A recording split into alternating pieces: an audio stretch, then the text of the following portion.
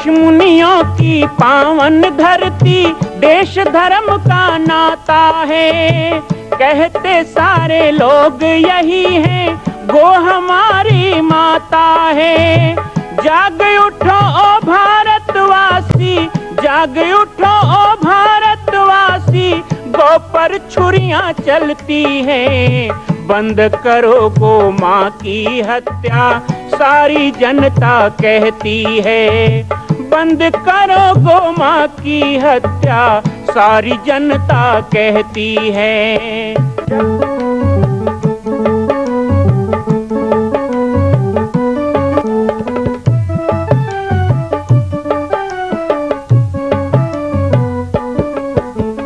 जगह जगह पर बूचड़ खाना, लाखों गौएं कटती हैं। किसे सुनाए व्यथा हमारी, नैना नीर बहाती हैं। रक्षा करना गौ माता की, रक्षा करना गौ माता की, गीता ज्ञान सिखाती है। बंद करो गो माँ की हत्या, सारी जनता कहती है। बंद करो गो माँ की हत्या, सारी जनता कहती है।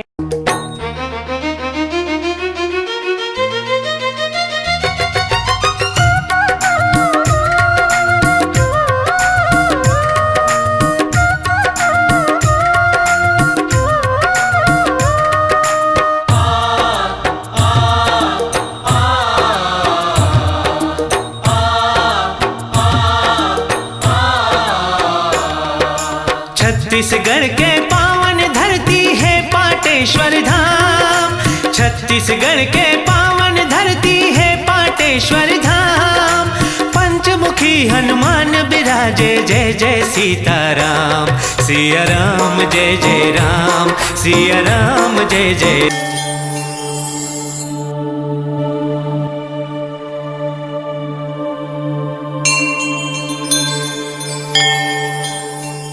जय सिया राम, जय गो माता, जय गोपाल। बाबा जी की पाती कार्यक्रम में आप सभी का पुनः स्वागत है। छत्तीसगढ़ की पावन धरा, सर्वसिद्ध शक्तिपीठ तपोभूमि श्री जामड़ी पाटेश्वर धाम और श्री हनुमान नंदीशाला गो अभ्यारण्य बाबा जी की पाती कार्यक्रम के कारण अब परिचय को मोहताज नहीं। छत्तीसगढ़ ही नहीं वरन पूरे भारतवर्ष में और भारत के बाहर भी कई देशों में अब इस YouTube चैनल के माध्यम से बाबा जी की पाती कार्यक्रम को देखा जा रहा है। आप सभी के इस स्नेह के लिए सबसे पहले मैं बाबा जी की पाती टीम की तरफ से आप सबको बहुत बहुत धन्यवाद देता हूं। आइए पुरुषोत्तम मास के पावन पर्व में 2015 में श्री पाटेश्वर धाम में हुए अद्भुत अलौकिक कथा का पुनः प्रसारण हम बाबा जी की पाती कार्यक्रम में देख रहे हैं। पिछले 9 दिनों में आपने परम पूज्य जगत गुरु द्वाराचार्य श्री मुलुक पीठाधीश्वर राजेंद्र देवाचार्य जी के द्वारा बहुत ही सुंदर कथा का श्रवण किया और साथ ही आपने पाटेश्वर धाम के मनोरम दृश्य को भी देखा। मंच पर सजी हुई दिव्य गौ माताओं के सानिध्य में होने वाली इस कथा के अब 10वें दिवस में मैं आपको पुरुषोत्तम मास के 10वें दिवस में जोड़ता हूं। सभी इस कथा का आनंद लें और इसके बाद अपना विचार भी हमें बताएं। जय सिया राम, जय गो माता, जय गोपाल। ब्राह्मण की शक्ति दिखाना चाहते थे, वो ब्राह्मण समझ गया राम जी का रुख क्या है। ब्राह्मण ने अपनी शिखा को बढ़िया से बांधा, कमर कसी, आदि धोती जो ओढ़े थे ऊपर उसको फेंटा जैसे कस लिया और अपना डंडा घुमा करके जब उसने फेंका तो श्रीमद् वाल्मीकि रामायण में लिखा है, त्रिजट ब्राह्मण ने डंडा फेंका तो 40 कोस दूर गिरा। कितनी दूर गिरा? 10 योजन। 10 योजन का मतलब है 40 कोस। 40 कोस का मतलब है 120 किलोमीटर। 120 किलोमीटर दूर जाकर के वो डंडा गिरा। सरयू के उस पार गिरा जहां गाय के लिए डंडा फेंका, गोधन की प्राप्ति के लिए राम जी की आज्ञा से उस ब्राह्मण ने डंडा फेंका। जहां वो डंडा गिरा उस जगह का नाम हुआ गोंडा, गोरदंडा। गाय के लिए डंडा फेंका गया तो गोरदंडा उसे अपभ्रंश होते होते गोंडा हो गया। और वो ब्राह्मण बोले वो सारी भूमि आपकी है, सरयू के उस पार की भूमि। ब्राह्मण ने कहा ये संपूर्ण गोवंश की सेवा हम संभालेंगे तो, लेकिन अकेले संभव नहीं। तो उस ब्राह्मण ने अनेक गोत्र के ब्राह्मणों को आमंत्रित किया, जिसको जितनी गाय की आवश्यकता हो सब स्वीकार करो। राम जी ने सब ये भूमि दी है, जितनी आवश्यकता जिसे अपने आश्रम के लिए गौशालाओं के लिए भूमि की हो, लोग प्राप्त करें और वहीं चलकर अपनी अपनी वेद पाठशालाएं स्थापित करके, गौशालाएं स्थापित करके वैदिक सनातन संस्कृति की सुरक्षा करें। तो उस त्रिजट ब्राह्मण के आग्रह पर जो नाना नाम गोत्र वाले ब्राह्मण उस पार जाकर बस गए, वे सब ब्राह्मण सरजू पारीण ब्राह्मण, सरजू के पार बस गए, वो सब सरजू पारीण हो गए। सरजू पारी ब्राह्मण होते हैं ना ब्राह्मणों में, ये सब सरजू पारीण। ये राम जी की गो भक्ति, ये राम जी की ब्राह्मण भक्ति। और इसके बाद जब भगवान श्री राम रावण वध करके पुनः अयोध्या पधारे और भगवान श्री राम का राज्याभिषेक संपन्न हो गया, राम राज बैठे त्रैलोका, हर्षित भये गए सब शोका। सब शोक रहित हो गए। राम जी के सिंहासनासीन होते ही संपूर्ण सृष्टि आनंदित हो गई। तो श्री सुदर्शन सिंह चक्र जी ने राम राज्य की व्यवस्था के संबंध में एक बड़ा सुंदर लेख लिखा है। उसमें राम जी ने अपनी प्रशासन व्यवस्था में किसको क्या काम सौंपा, इसकी विस्तृत चर्चा अनेक प्रमाण देकर के श्री चक्र जी ने लिखा है। उसमें उन्होंने लिखा है कि भगवान श्री राम ने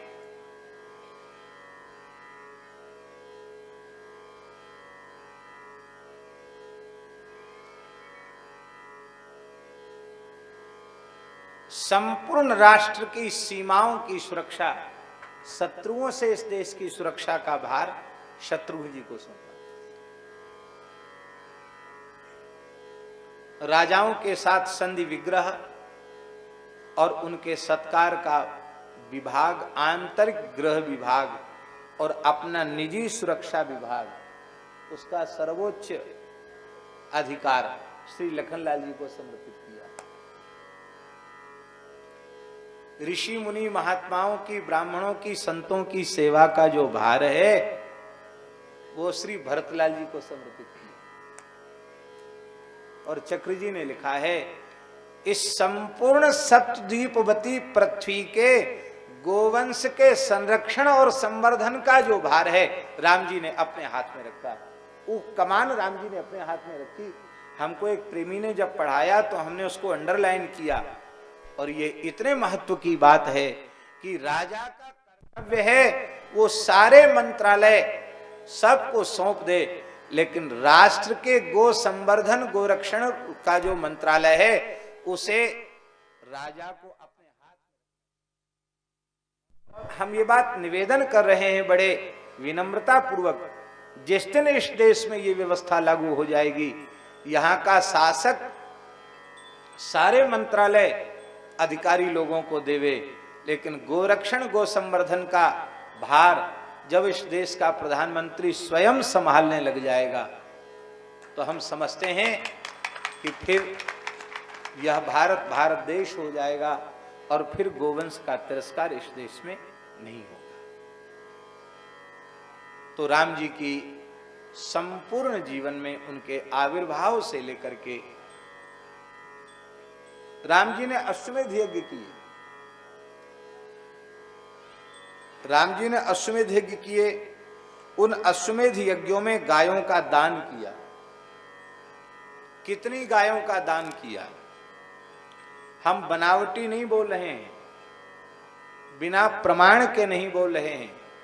महर्षि वाल्मीकि कह रहे हैं, गवाम कोट्ययुतम दत्वा विद्वद्भ्यो विधि पूर्वकम। राम जी ने विद्वान ब्राह्मणों को कोटि अयुत, अयुत माने 10,000, 10,000 करोड़ गायों का दान राम जी ने विद्वान ब्राह्मणों को। कितने गायों का दान? 10,000 करोड़ गायों का दान राम जी ने किया। ये वाल्मीकि रामायण में महर्षि वाल्मीकि। गवाम कोट्ययुतम दत्वा विद्वद्भ्यो विधि पूर्वकम। महाभारत की गोमती विद्या में लिखा है, जिसके पास 10 गाय हों वह 1 गाय का दान कर सकता है। जिसके पास 100 गाय हों वो 10 गायों का दान कर सकता है। जिसके पास 1000 गाय हों वो 100 गायों का दान कर सकता है। यह एक उसका गणित है, उसकी विधि है।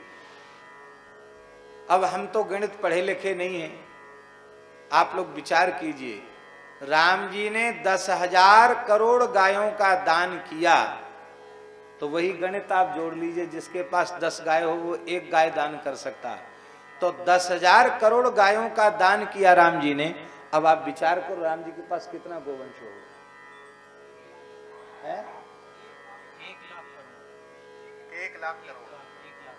1 लाख करोड़।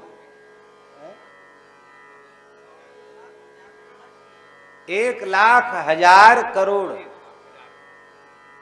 1,00,000 करोड़ गोवंश राम जी के पास था। हमें तो ज्यादा पता नहीं है, श्री बालकदास जी महाराज को पता होगा इस समय कितना गोवंश है इस देश में।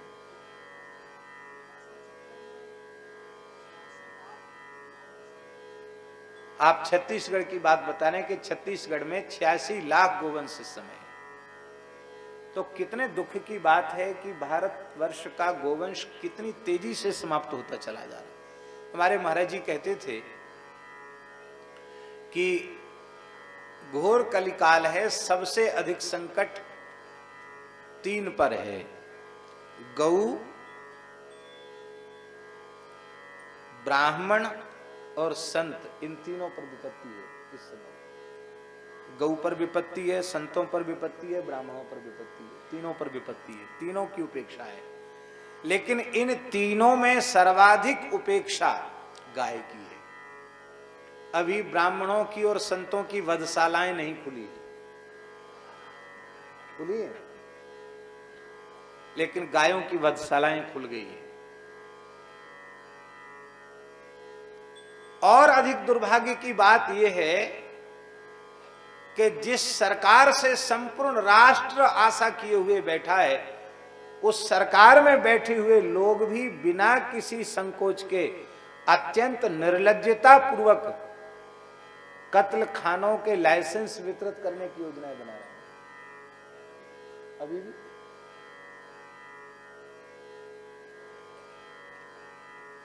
हम नहीं कह रहे हैं, आज के समाचार के माध्यम कह रहे हैं, कोई कहता कि गोमांस निर्यात इतने प्रतिशत बढ़ा, कोई कहता इतने प्रतिशत बढ़ा। तो महाराज इन सब बातों को सुनकर इतनी व्यथा होती है कि मनुष्य से आशा करना व्यर्थ है। अब तो स्वयं गो रक्षण गो सेवा के कार्य में जुटना चाहिए यथासाध्य, और फिर ठाकुर जी से आर्त हृदय से प्रार्थना करना चाहिए कि प्रभु अब आप ही कृपा करें। बहुत विकट स्थिति है और इस स्थिति के जिम्मेवार हम हैं। जब तक शासकों को यह बात समझ में नहीं आएगी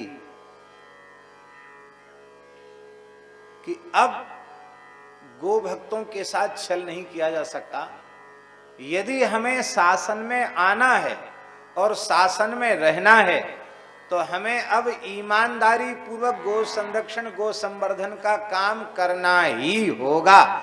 जब तक ये बात शासकों को समझ में नहीं आएगी, तब तक गोरक्षण का काम नहीं हो पाएगा। तब तक चुनाव के समय गाय की बात कह करके प्रभावित किया जाएगा, बाद में फिर ऐसा ही छल किया जाएगा। अभी हुआ ही है, राजस्थान में हुआ। गोभक्तों की सभी 19 मांगों को घोषणा पत्र में चुनाव के समय वर्तमान जो शासनारूढ़ सरकार है उसने उसे स्वीकार किया था। 9 महीने का अनुदान गौशालाओं को मिलेगा, ये बात भी स्वीकार की गई थी। लेकिन 9 महीने की तो चले क्या, 9 दिन का अनुदान भी राजस्थान की गौशालाओं को प्राप्त नहीं हुआ। ये कितने दुख की बात है। और लिखित रूप से प्रतिज्ञा करने के बाद आज वो कुछ नहीं कर रहे हैं। क्यों? पता है कि जनता कुछ करने वाली नहीं। इसलिए हम बारंबार निवेदन कर रहे हैं, सारे राष्ट्र और सारे समाज को एक बार भीतर से जागृत होना पड़ेगा, तभी समाज और राष्ट्र में गोवंश का आदर होगा और तभी सबका हित होगा।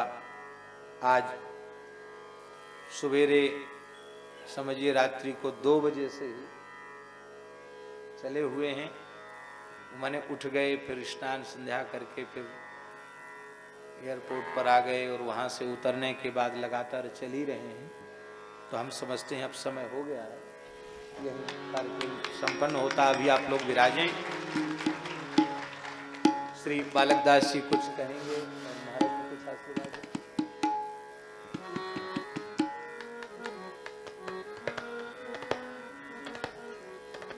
जय गौ माता।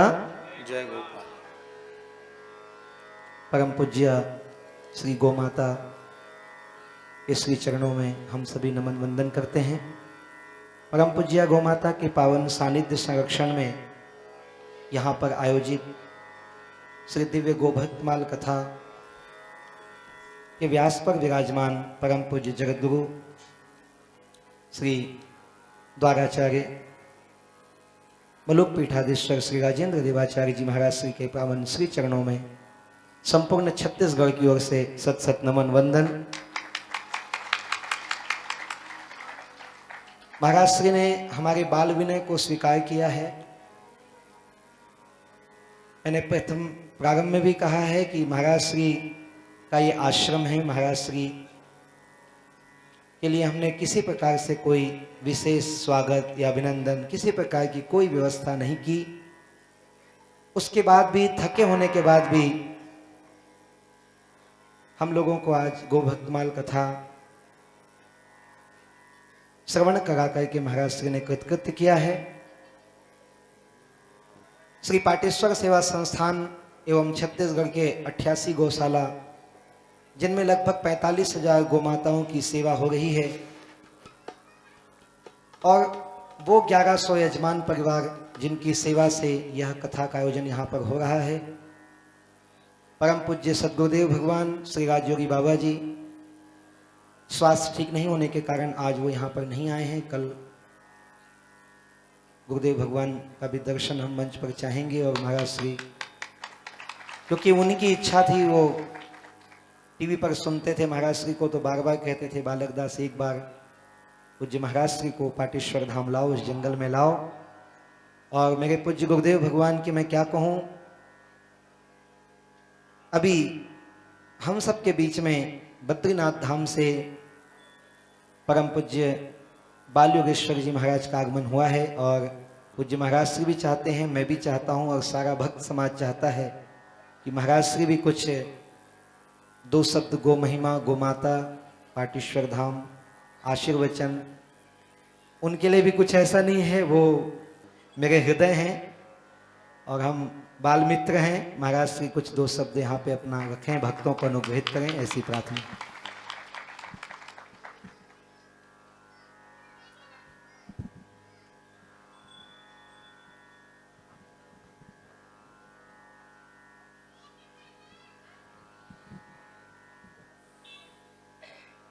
महाराज श्री के श्री चरणों में बारंबार वंदन प्रणाम महाराज जी। और जितने भी आप लोग श्रद्धालु यहाँ पे जो श्री बालकदास जी महाराज जी ने बोला कि गौ सेवा के लिए एकत्रित हुए हैं, मेरे गुरु भाई बालक योगेश्वर दास जी महाराज, इनके बारे में कहना ही क्या है। ये हमेशा जंगल में मंगल करते ही रहते हैं। तो मैं भगवान से प्रार्थना करता हूँ कि ऐसा ही इनके ऊपर अपार अपार आशीर्वाद और कृपा बनाए रखें ठाकुर जी अपनी। इसी प्रकार से जैसे इन्होंने ये बीड़ा उठा रखा है गौ माता की सेवा का, इनकी गौ माता के प्रति श्रद्धा, विश्वास और प्रेम ऐसा ही बरकरार बना रहे। मैं भगवान से प्रार्थना करता हूँ कि ऐसे ही हे नारायण, हे परमात्मा, आप अपनी कृपा इन पे बनाए रखना और अपना जो कार्य है, जैसे श्री महाराज जी अभी बता रहे थे कि प्रभु श्री राम जी की कथा हो रही, आप सबने सुना कि यज्ञ और गौ माता के बारे में आप सब सुन रहे थे कि अगर गौ माता है तो यज्ञ है और यज्ञ है तो गौ माता है। और प्रभु श्री राम इन सबको लेके चलते हैं। भगवान श्री राम प्रभु इस प्रकार से संदेश देते हैं मनुष्य के शरीर में आकर के भी, तो हम लोगों को भी भगवान के आदेश के अनुसार कर्म जो उन्होंने किए बताए हम सब लोगों को। तो इसका मतलब ये है कि गौ माता के बिना, जैसे महाराज श्री बता रहे थे अभी, कि सारे जितने भी मंत्रालय हैं, देश के जितने भी हमारे मंत्री हैं, उनको सबको अलग अलग दे दिए जाएं, लेकिन गौ माता वाला जो मंत्रालय है, गौओं की रक्षा हो इस तरीके से, ऐसा हमारे प्रधानमंत्री जी जो हों इस देश के, चाहे वो कोई भी हों, अगर देश की उन्नति चाहते हैं, देश का भला चाहते हैं और सबका कल्याण हो, जिसमें वो डिपार्टमेंट वो स्वयं अपने पास रखें जैसे प्रभु श्री राम ने रखा।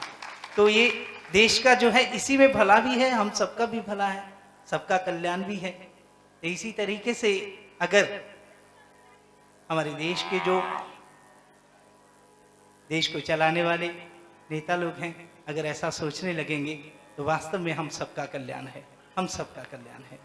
गौ माता की आप लोगों को बारंबार गौ माता की जय हो। महाराज श्री के चरणों में बारंबार प्रणाम। महाराज जी आपसे बस यही मेरी प्रार्थना है कि आप अपना एक तो स्वास्थ्य का ध्यान रखें, बहुत अस्वस्थ हो जाते हैं, और भगवान से प्रार्थना है बस यही कि आप ठीक रहें और ऐसे ही कार्य परमात्मा आपसे करवाते रहें। गौ माता की जय। और आरती के लिए गौ माता की पूज्य गौ माता की आरती। अद्भुत और अलौकिक इस कथा प्रसंग के पश्चात मेरे बड़े ही पूज्य परम पूज्य बाल योगेश्वर जी महाराज श्री बद्रीनाथ धाम से आज हमारी कथा में पधारे। कहते हैं संत सरल चित जगत हित, या फिर संत हृदय नवनीत समाना। परम पूज्य बाल योगेश्वर जी महाराज को मैं नमन करता हूं। कितना प्रेम है उनका, आहा अगाध छलकता हुआ हृदय। जब अपने हाथों में मेरा हाथ पकड़ के वो खड़े हो जाते हैं और छोड़ते नहीं, तो ऐसा लगता है उनके हाथों का स्पंदन पाकर कि मैं बखान नहीं कर सकता। मैं बहुत बहुत धन्यवाद दूंगा पूज्य महाराज श्री को। उन्होंने मेरे स्वास्थ्य की कामना की, मेरे दीर्घायु होने की कामना की, मुझे आशीर्वाद दिया और पाटेश्वर धाम की इस कथा को आपने दिव्य किया, धन्य किया। कल हम पुनः जुड़ेंगे एक विशिष्ट व्यक्तित्व के साथ, लेकिन आज बद्रीनाथ वाले महाराज जी का आशीर्वाद सुनकर के मन बहुत गदगद हो गया है। और अब हम आप सभी से विदा चाहते हैं। बाबा जी की पाती कार्यक्रम लगातार देखते रहें। पाती के अंत में हम अभी पुरुषोत्तम मास की जो कथा चल रही है उसकी भी झलकियां आपको दिखाते हैं। कल हम प्रयास करेंगे कि कुछ ज्यादा दृश्य आपको दिखा सकें और हमारे पूर्णेंदु तिवारी जी के द्वारा जो कथा हो रही है उनके भी कुछ प्रसंग आपको सुना सके। इन्हीं भावनाओं के साथ आप सबसे विदा चाहता हूं। जय सिया राम, जय गो माता, जय गोपाल।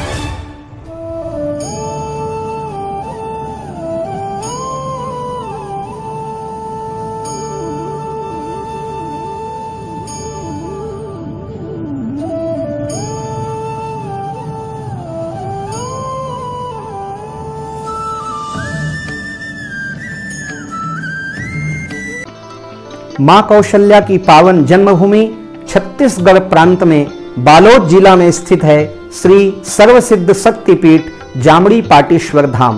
परम पूज्य सद्गुरुदेव राजयोगी बाबा जी की तपस्थली श्री पाटेश्वर धाम और विश्व के अद्वितीय मां कौशल्या जन्मभूमि मंदिर निर्माण का दर्शन करने और इसी प्रकार समसामयिक विषयों पर अपना ज्ञान वर्धन करने के लिए और 10,000 गायों के लिए बनने वाले श्री हनुमान नंदीशाला गो अभ्यारण्य का समाचार प्राप्त करने के लिए आप सभी देखते रहें YouTube चैनल पर राम बालक दास, और हमारे चैनल को आप सभी सब्सक्राइब करें, घंटी का बटन दबाएं ताकि आप सूचनाओं से जुड़े रह सकें। जय श्री राम, जय गौ माता, जय गोपाल।